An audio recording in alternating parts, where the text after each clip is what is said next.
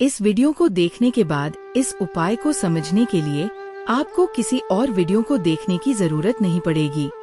तो चलिए दोस्तों, उपाय को शुरू करते हैं। ये दिन बहुत खास और महत्वपूर्ण होता है।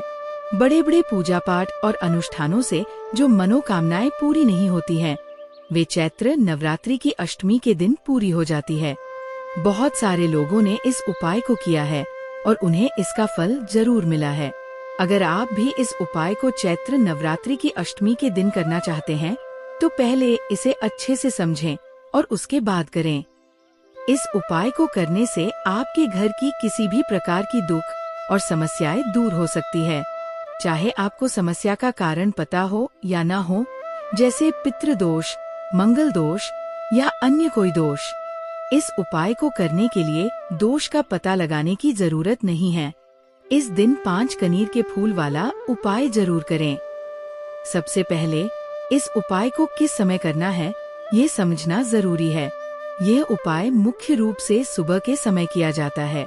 यदि सुबह के समय इसे करना संभव न हो, तो शाम के प्रदोष काल में भी इसे किया जा सकता है।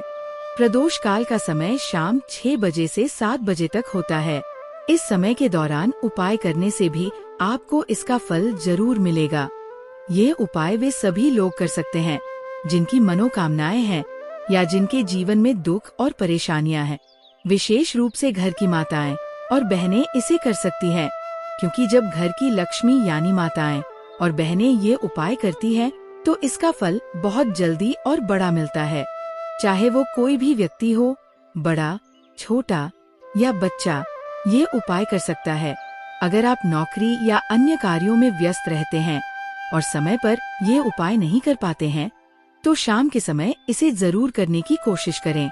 श्री शिवाय नमस्तुभ्यम। दोस्तों, आप सभी लोग जानते हैं कि चैत्र नवरात्रि मंगलवार की अष्टमी आने वाली है। इसी दिन किया जाने वाला पंडित जी द्वारा बताया गया 5 कनीर के फूल वाला उपाय आप लोगों को जरूर करना चाहिए, क्योंकि यह एक ऐसा उपाय है जो करने के बाद पूरे साल किसी और उपाय की जरूरत नहीं होती। ये सबसे बड़ा और नया उपाय है जिसे पंडित जी ने अपनी सीहोर की कथा में बताया है। इस उपाय को हम आपको बहुत अच्छे से समझाने वाले हैं। इस वीडियो को देखने के बाद आपको इसे समझने के लिए किसी और वीडियो की जरूरत नहीं पड़ेगी। तो चलिए दोस्तों, उपाय को शुरू करते हैं। ये दिन बहुत खास और महत्वपूर्ण होता है। बड़े बड़े पूजा पाठ और अनुष्ठानों से जो मनोकामनाएं पूरी नहीं होती हैं, वे चैत्र नवरात्रि की अष्टमी के दिन पूरी हो जाती है। बहुत सारे लोगों ने इस उपाय को किया है और उन्हें इसका फल जरूर मिला है। अगर आप भी इस उपाय को चैत्र नवरात्रि की अष्टमी के दिन करना चाहते हैं, तो पहले इसे अच्छे से समझें और उसके बाद करें। इस उपाय को करने से आपके घर की किसी भी प्रकार की दुख और समस्याएं दूर हो सकती है। चाहे आपको समस्या का कारण पता हो या ना हो, जैसे पितृदोष, मंगल दोष या अन्य कोई दोष। इस उपाय को करने के लिए दोष का पता लगाने की जरूरत नहीं है। इस दिन 5 कनीर के फूल वाला उपाय जरूर करें। सबसे पहले इस उपाय को किस समय करना है, ये समझना जरूरी है। यह उपाय मुख्य रूप से सुबह के समय किया जाता है। यदि सुबह के समय इसे करना संभव न हो, तो शाम के प्रदोष काल में भी इसे किया जा सकता है। प्रदोष काल का समय शाम 6 बजे से 7 बजे तक होता है। इस समय के दौरान उपाय करने से भी आपको इसका फल जरूर मिलेगा। ये उपाय वे सभी लोग कर सकते हैं जिनकी मनोकामनाएं हैं या जिनके जीवन में दुख और परेशानियां हैं। विशेष रूप से घर की माताएं और बहनें इसे कर सकती हैं, क्योंकि जब घर की लक्ष्मी यानी माताएं और बहनें ये उपाय करती हैं, तो इसका फल बहुत जल्दी और बड़ा मिलता है। चाहे वो कोई भी व्यक्ति हो, बड़ा, छोटा या बच्चा, ये उपाय कर सकता है। अगर आप नौकरी या अन्य कार्यों में व्यस्त रहते हैं और समय पर ये उपाय नहीं कर पाते हैं, तो शाम के समय इसे जरूर करने की कोशिश करें। चलिए अब हम बात करते हैं उस 5 कनेर के फूल वाले उपाय के बारे में जिसे आपको करना है। सबसे पहले आप जिस भी शिव मंदिर में जा रहे हैं, वहाँ पर सबसे पहले भगवान शिव जी के दर्शन करें और पूजा अर्चना करें। इसके बाद आपको एक लोटा जल लेकर वहाँ शिवलिंग पर चढ़ाना होगा।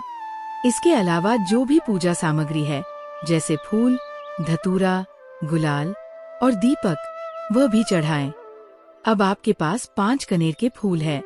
इन्हें आपको 5 अलग अलग स्थानों पर चढ़ाना है।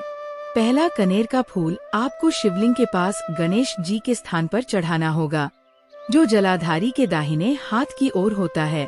दूसरा कनेर का फूल कार्तिकेय जी के स्थान पर चढ़ाना है, जो जलाधारी के बाएं हाथ की ओर होता है। तीसरा कनेर का फूल माता अशोक सुंदर जी के स्थान पर चढ़ाना है। इस प्रकार इन 5 कनेर के फूलों को सही स्थानों पर चढ़ाकर भगवान से प्रार्थना करें। फूल का खिला हुआ भाग हमेशा शिवलिंग की ओर होना चाहिए। इस प्रक्रिया से आपका उपाय पूरा होगा और आपको इसका फल जरूर मिलेगा। जब आप तीसरे कनेर के फूल को चढ़ाएं, तो उसे माता अशोक सुंदर जी के स्थान पर चढ़ाना है और फूल का खिला हुआ भाग शिवलिंग की ओर रखना है। इसके बाद चौथे कनेर के फूल को शिवलिंग के ऊपर जलाधारी के पास चढ़ाना है। अगर जलाधारी पर पानी टपकाने वाला पात्र मौजूद न हो, तो आप भगवान शिव जी की 5 बेटियों का नाम लेकर और देव का नाम लेकर चौथे फूल को समर्पित करें। अब 5वें कनेर के फूल के लिए यदि मंदिर में त्रिशूल है, तो त्रिशूल के मध्य भाग पर उस फूल को स्पर्श कराएं और फिर उसे शिवलिंग पर चढ़ा दें। अगर त्रिशूल न हो, तो आप सीधे शिवलिंग पर 5वें फूल को चढ़ा सकते हैं। सभी फूल चढ़ाने के बाद भगवान शिव जी के शिवलिंग के पास बैठकर अपनी मनोकामना प्रकट करें। ध्यान रखें कि एक ही मनोकामना बोलें और फिर भगवान शिव के नाम का जाप करें। इस उपाय को करने के बाद आप भगवान शिव जी के दर्शन कर घर लौट सकते हैं। यह उपाय आपके जीवन में सकारात्मक फल लाएगा।